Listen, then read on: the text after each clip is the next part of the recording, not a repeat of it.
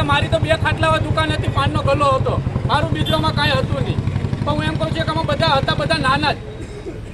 હવે એ બધાના જો ધંધા ખોરવાના હોય અને હું એમ કહું તમે અહીંથી નજર કરો ક્યાં કેટલા ખૂણા આવે છે, બધા જોઈ લ્યો તમે તમારી રીતના.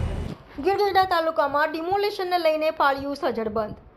ગીર ગઢડા શહેરમાં ગઈકાલે ઉના જામવાળા રોડ ઉપરની આશરે 200થી વધુ દુકાનો અને ગેરકાયદેસર બાંધકામ તોડી પાડવામાં આવ્યા.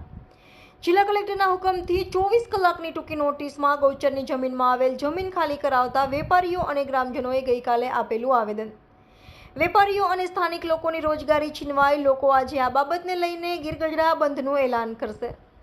આજે ગીર ગઢડા સંપૂર્ણ બંધ રાખી દર્શાવ્યો વિરોધ. સંવાદદાતા હર્ષદ વાજે સાથે કેમેરામેન સાગર ડાભી, દીવ મિરર ન્યૂઝ, ઉના. આ ગૌચર સિવાય છે દબાણ.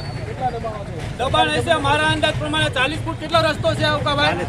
40 ફૂટ છે ને. આ 40 ફૂટ અંતર માપી જે કાંઈ દબાણ આવતું દબાણ બધું દૂર કરવા માંગે. એનું કારણ છે કે આગળ બસ ડેપો છે, જો બસનું ક્રોસિંગ કરવું હોય તો નથી થતું, એક 2 વ્હીલથી પણ નથી થતું બસનું ક્રોસિંગ.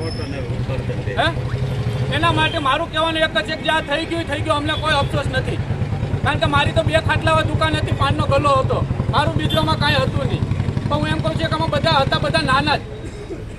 હવે એ બધાના જો ધંધા ખોરવાના હોય અને હું એમ કહું તમે અહીંથી નજર કરો ક્યાં કેટલા ખૂણા આવે છે, બધા જોઈ લ્યો તમે તમારી રીતના. આપણે સેન્ટરમાં અહીંયા ઊભા છીએ. તમારો કહેવાનો મતલબ એ છે કે જે થઈ ગયું એ યોગ્ય છે, પરંતુ હજુ પણ જે દબાણ છે હજી દબાણ છે એ બધું ખુલ્લું કરો. રસ્તો ગામ આપણે ચોખ્ખું સ્માર્ટ સિટી બનાવવાનું છે. સ્માર્ટ સિટી બનાવવું છે એટલે બનાવવું છે. ઓકે.